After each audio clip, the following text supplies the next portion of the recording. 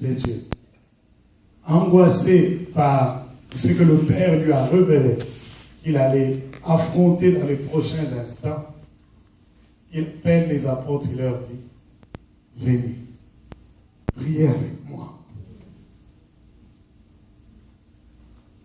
Il y a une ruse de l'ennemi.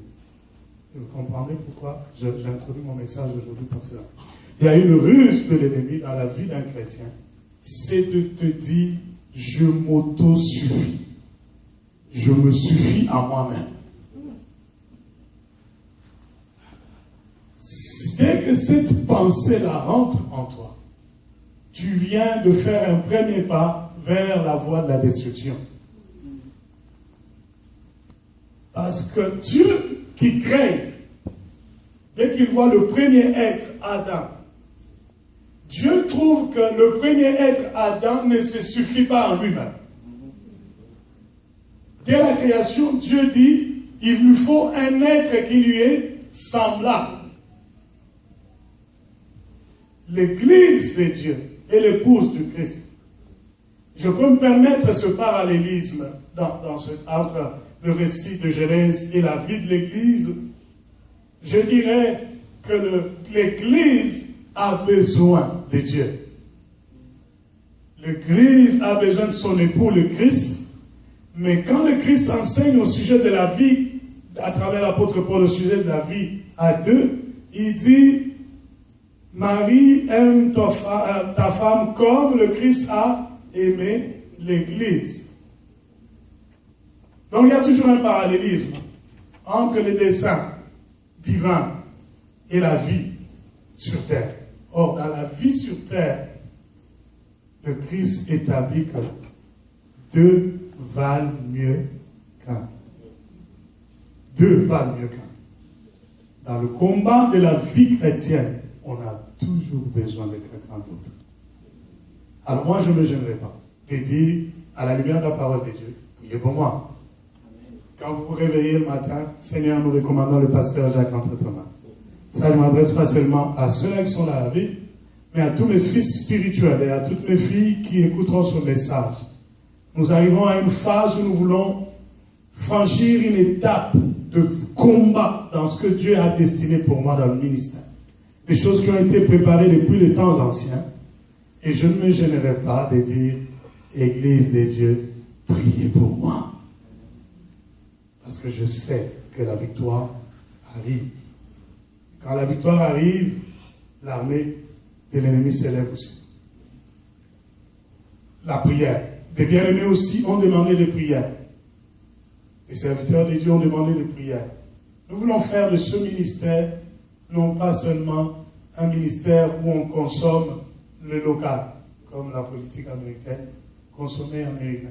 Mais nous ne voulons pas seulement prier pour nous, qui sommes là, mais nous sommes une église, corps, faisant partie du corps du Christ. Nous pouvons aussi intercéder pour les autres saints qui sont dans d'autres églises.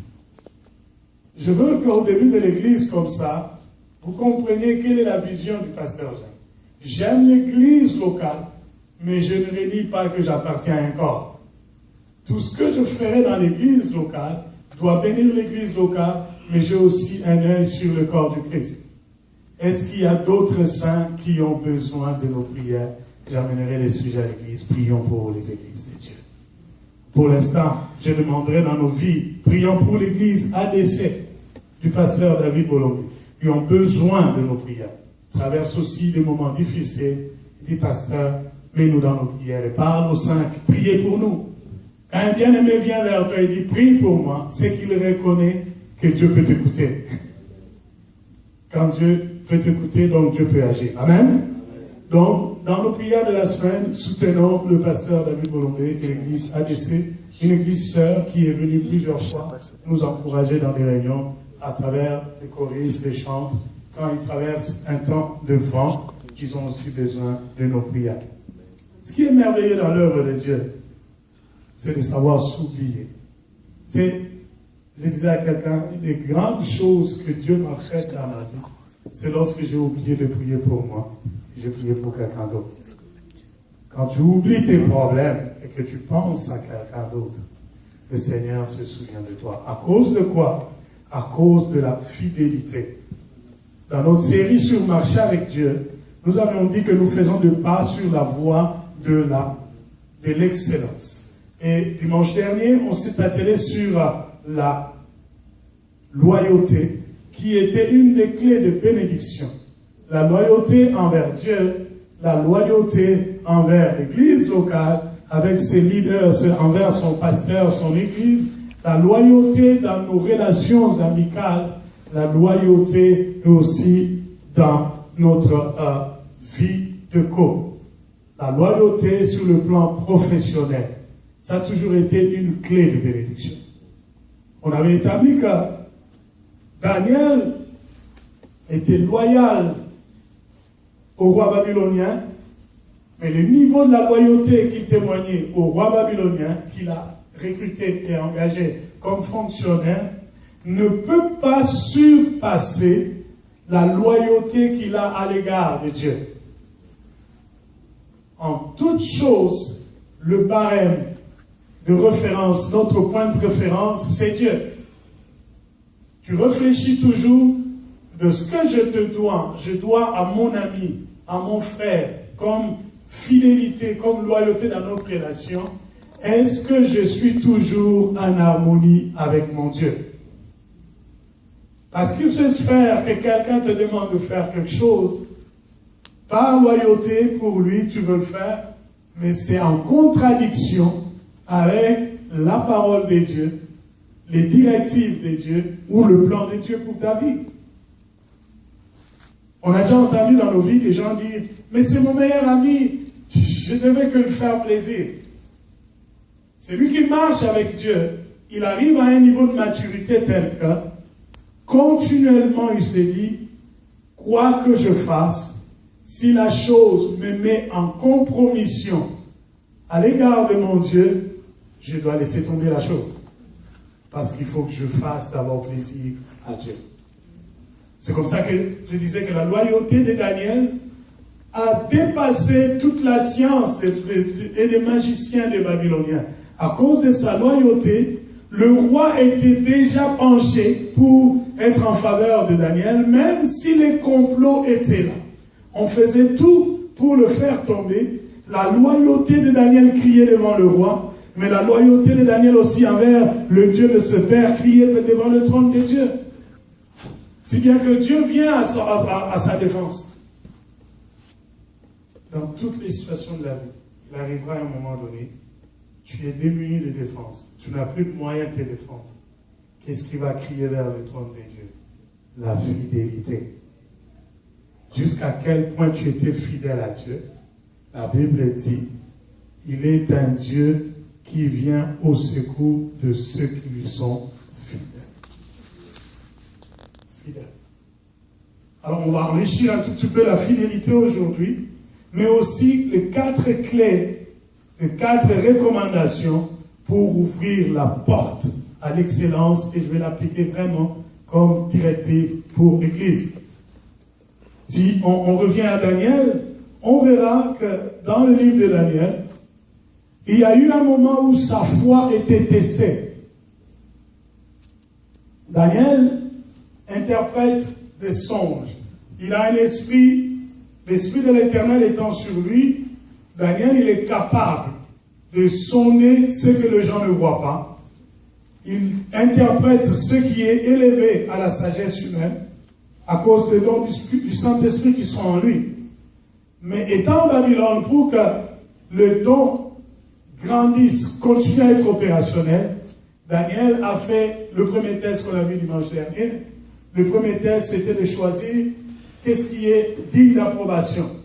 Dois-je m'essuyer en mangeant la nourriture qui vient de la table du roi, ou me priver de nourriture, même si apparemment c'est un désavantage, ça me met à une petite longueur, les autres sont à une petite longueur d'avance par rapport à moi, parce qu'eux ils mangent les mets les plus succulents, les plus garnis de la table du roi, mais moi je mange que des légumes et de l'eau. J'ai apparemment un désavantage à leur regard, mais il peut sonder derrière ces désavantages un défi. Il dit, à l'intendant, éprouve-nous de la sorte, et après 10 jours, tu reviendras voir si de nous qui avons pris que de légumes et de l'eau, et ceux-là qui mangeraient du repas de la table du roi, qui sera en forme? Qui peut avoir un tel courage si tu n'as pas quelque chose sur lequel tu t'appuies? Certainement, Daniel s'appuyait sur Dieu. Il savait qu'il prend un risque, mais le Seigneur sera de son côté. Parce que le fond de son cœur, c'était de plaire à Dieu. Et il passe ce test, 10 jours après, il le réussit. Il est en bon point. La Bible dit qu'ils étaient en forme. Et ils étaient plus rayonnants que les autres. C'est un garçon qui s'exerce à chercher à plaire à Dieu. Même si, apparemment, sur le plan social, ça lui coûterait la faveur du roi. Quand tu diriges une église, tu seras continuellement en face de ce genre de choix. Il y a des choses d'apparence innocentes, mais qui cachent derrière un plan de l'ennemi. Il faut que tu aies le discernement de l'esprit pour voir derrière l'innocence de cette situation, qu'est-ce qui peut compromettre ma situation, ma relation avec Dieu et la destinée de tout cela qui dépend de moi. Quand tu diriges une équipe de travail dans une église, tu dois toujours réfléchir comme cela. Derrière tout ce qui se présente, qu'est-ce que l'ennemi peut cacher pour que ça me mette en compromission, et une fois que je suis en compromission avec mon Dieu, ça avorte tout le plan que Dieu avait, non seulement pour moi, mais tous ceux-là qui sont derrière moi aussi. Daniel en Babylone, il n'est pas pour sa propre vie. Il est là parce que le roi a besoin d'une nouvelle race de dirigeants. Mais Daniel sera aussi l'homme que Dieu va utiliser pour nous révéler les plans de la restauration de Jérusalem après la captivité. Pour qu'il arrive à vivre toutes ces choses. Je vais voir avec nous comment cet homme a tenu à la fidélité devant Dieu. Fidèle à Dieu. Le roi babylonien, il dit, je vais élever une statue, conseillé par des gens malsains avec des projets machiavéliques, je vais élever une grande statue,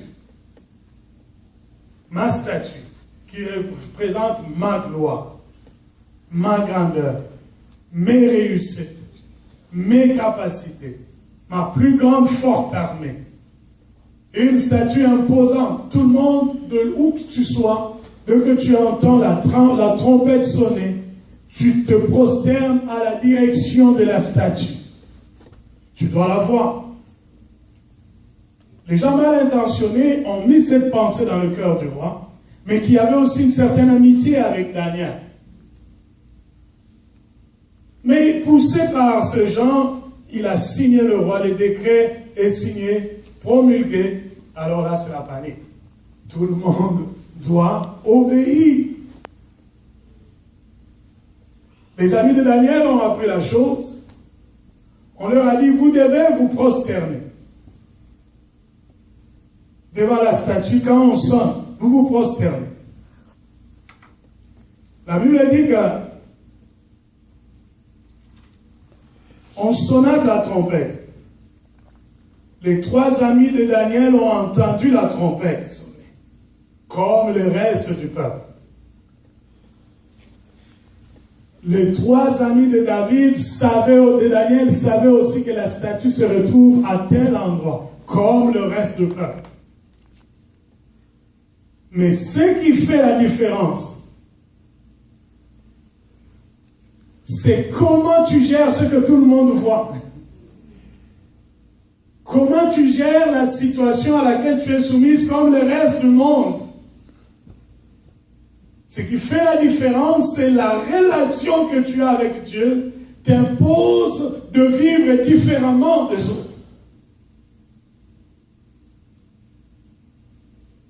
Une jeune fille qui a des pressions d'argent, toute continuellement sans argent, elle est pressée à aller vers une vie de prostitution pour se chercher de l'argent.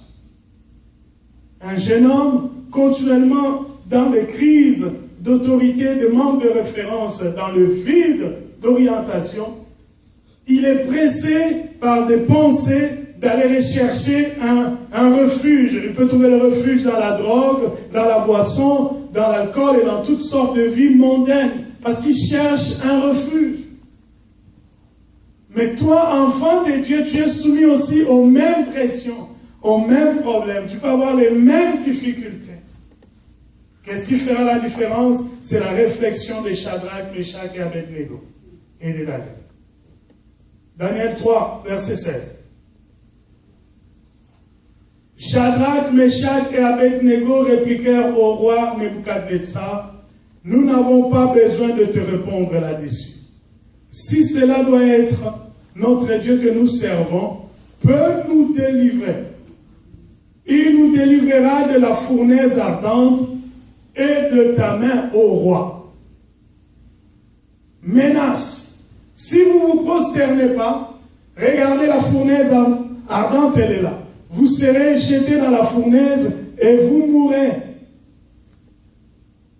Parce que Nebuchadnezzar, au verset 14, dit, Nebuchadnezzar a pris la parole et leur dit, « Est-ce des propos délibérés, Shadrach, Meshach et Abednego, que vous ne servez pas mes dieux et que vous n'adorez pas la statue d'or que j'ai dressée? Maintenant, tenez-vous prêts, et au moment où vous entendrez le son du corps, de la flûte et de la cithare, de la sambuc, du psaltéron et de la cornemuse et de toutes sortes d'instruments, vous vous prosternerez et vous adorerez la statue que j'ai faite. Si vous ne l'adorez pas, vous serez jetés à l'instant même au milieu d'une fournaise ardente. Et quel est le Dieu qui vous délivrera de ma main? » C'est toujours dans ces termes-là que le monde nous présente des situations. Si vous ne vivez pas comme tout le monde, vous serez à la marge de la société. Vous aurez telle conséquence, vous aurez telle conséquence. Si tu es un jeune homme qui ne se donne pas à une vie mondaine, tu seras déphasé. Le langage sera toujours de te faire voir, tu perdras quelque chose ou tu seras subi à telle conséquence. Mais ils entendent ces paroles. À la fraction de seconde, ça se passe dans leur cœur. Ce genre de questions que je me pose. Et je voudrais qu'on se pose aussi tous, tout le reste de notre vie. Que servirait-il à un homme de faire plaisir aux hommes que à Dieu?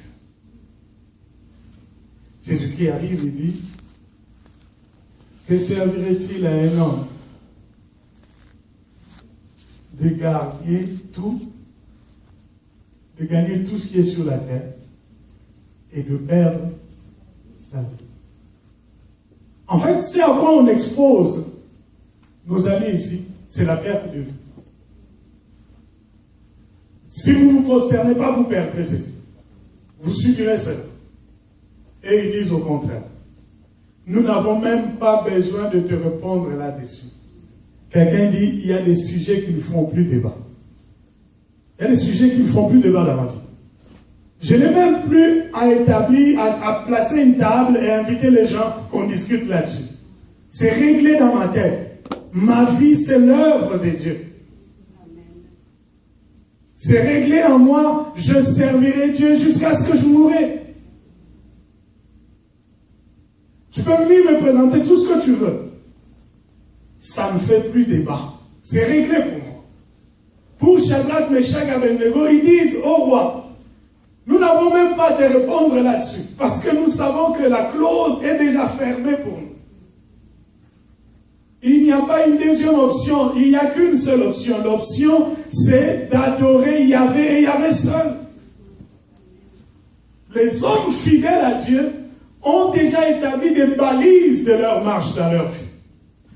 Ils savent que quand les choses viennent dans ma vie, qu'ils sortent de ces balises, je ne peux même pas aller au-delà de ces balises. C'est déjà pour moi quelque chose de déclassé. Ceux qui arrivent à chanceler, ce sont des gens qui n'ont pas de fondement solide quant à la relation qu'ils ont avec Dieu. Si tu as une relation avec Dieu, tu comprendras que la relation avec Dieu, c'est une relation basée sur sa toute-puissance qui viendra aussi à notre secours lorsque nous continuerons à rester fidèles devant lui. Shadrach, Meshach, Abednego disent, au roi, si cela doit être, si tu vas nous jeter dans la fournaise, notre Dieu que nous servons nous délivrera et il nous délivrera de la fournaise ardente et de ta main, ô roi. Ils ont une entière confiance à la fidélité de Dieu qui est la réponse à la vie de fidélité des hommes qui le suivent. Donc la fidélité de deux bords. Je suis fidèle à Dieu, Dieu sera aussi fidèle vis-à-vis de moi. Parce que Shadrach, Meshach et Abednego, comme une chorale, selon le texte, si je le lis vraiment comme ça, comme une chorale, ils se regardèrent, ils parlèrent ensemble, ils dirent au roi, c'est Dieu que nous servons. Nous le servons avec fidélité. Ce n'est pas une manière désintéressée. Je sers Dieu avec fidélité. C'est comme ça que l'apôtre Paul regardait Timothée et il lui écrira dans ces termes-là, de servir Dieu avec fidélité. Quelqu'un qui sert Dieu avec fidélité, il suit 4 recommandations de l'apôtre Paul. Si vous me l'accordez, les 4 recommandations de l'apôtre Paul à Timothée sont vraiment bénissantes. Pour moi, lorsque je lis ce texte de 1 Timothée, premier livre de Timothée,